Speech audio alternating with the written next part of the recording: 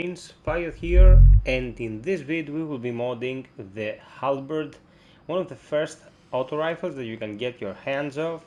A very middle of the pack weapon offering great ease of use, does not hit as hard as most of its contemporaries, but is very accurate and stable, offering a nice balance between damage and your ability to control it.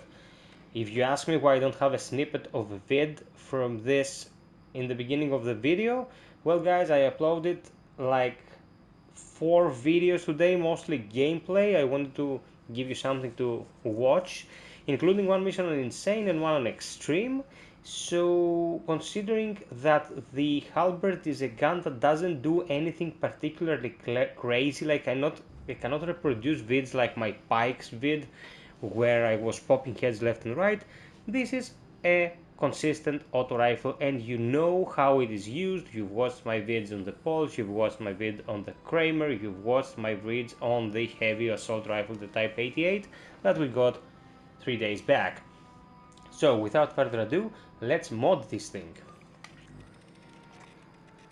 The L36 Halberd boasts an accuracy rating of 80 and stability rating of 85 with damage 113, each of the lower end of the spectrum, reload time of 2, max ammo of 500, stumble chance of 850, fire rate of 14.1, magazine capacity of 50, weak point damage of 200 and a handling volus of 0. A very nice and clean damage fall off as we see here.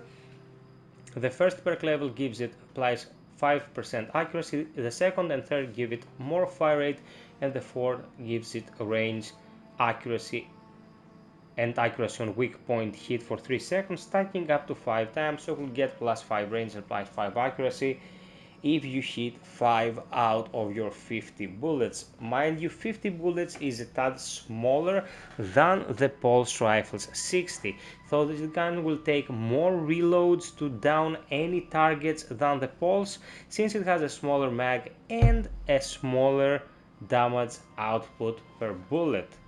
It makes up for the, let's say, differentiation by firing quickly, but firing quickly means that your magazine will run out that much quicker. We'll have to find a way to balance that off. So, starting with the medium muzzles, boosted flash hider is effective range, plus 40% weak point damage for 5 seconds on kill, does not stack. High velocity is fire rate, handling and stumble chance. Now most assault rifles in the game can be built for stumble since they fire really quickly and any one of the bullets has a chance to stumble, but we're starting on 8.5 here, that's not the best we can do. Muzzle brake stability plus 10% range on hit, this effect stacks 5 times, meaning 50% and resets on reload. Vent brake weak point damage, 5% handling and stability on shot, this effect stacks 5 times and resets on reload. Precision brake is weak point damage and effective range, and ported compensator is fire rate and stability. Ported compensator is so good, and it's only the medium muzzle equipable guns that enjoy the benefits of it. It's fire rate and stability pretty much for free. So we're gonna hit this up. The stability number is a mess, and there was one of my viewers that was kind enough to just make a couple of statements when it comes to those numbers, like if I take it off I have 85, if I take it on that huge 30%, it's like 3 stability added. So the numbers are kind of a mess. They have 3 metric systems, the flat percentages, the percentage compared to the initial starting number, and the percentage you get in relation to how big or small the starting stat is. Those stats don't make much sense, but the fire rate, that 20% fire rate in itself is enough to warrant we use ported compensator.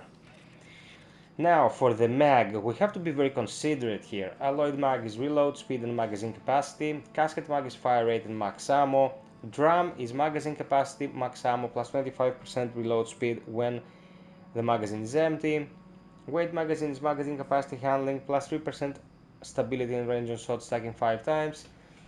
Smart rounds is fire rate, stability, handling and 20% aim assist, and quick draw is reload speed, stability plus 20% handling. For me, we have a couple of things that can work here.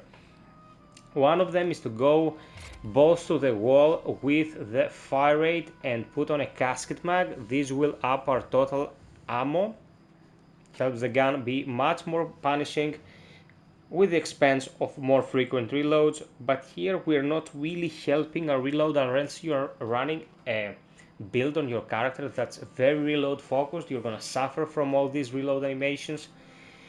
Or we can go for drum. Now drum will take us up to 60. That is the same thing as the pulse, will give us larger reserves and 25% faster reload when we empty the mag, meaning we have to go all the way to null and then the gun will reload itself.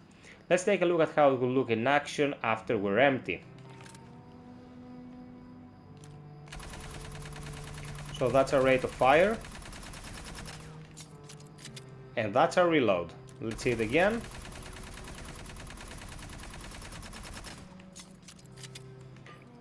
I have to say, I don't have anything related to reloading here on my character, so that's pretty much the flat reload speed that you are getting.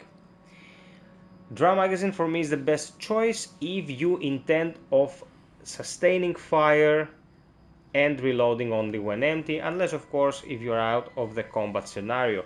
Also remember that on higher difficulty settings, having max ammo reserves larger than your initial gun's vanilla version is gonna benefit you tremendously, because if you cannot get to the next ammo box and you don't have a recon in your team, well, you're shut out of luck. Let's see the optics now. For this gun, it's hands down no scopes, so no rangefinder, no illuminated scope. Here we have weak point damage and effective rate with the green dot. Hybrid is accuracy, zoom magnification plus damage minus fire rate while standing still, will not necessarily be standing still with an assault rifle. Red dot is a very nice all-arounder with accuracy, weak point damage and effective rates up to a 15% and plus 10% zoom magnification. And here we have the laser sight, accuracy, weak point damage and revelation for 3 seconds on hit. This is good if you have a well-spec'd recon on your team. For anything else, go with the red dot, it will serve you just fine. So this is a very balanced version of the halberd, very consistent, that can work on higher difficulty settings as well. Remember, this gun is, let's say, the finesse out of the assault rifle finally. Very straight when it shoots, very controllable, little recoil, good damage fall off, but doesn't hit as hard. So you might wanna get something a little bit more damaging when you're trying extreme on insane, like the Kramer. The Kramer is a staple by this point. Always give it a thought and compare it to what you are actually using. So this is pretty much it, guys. My L36 Halberd modding guide.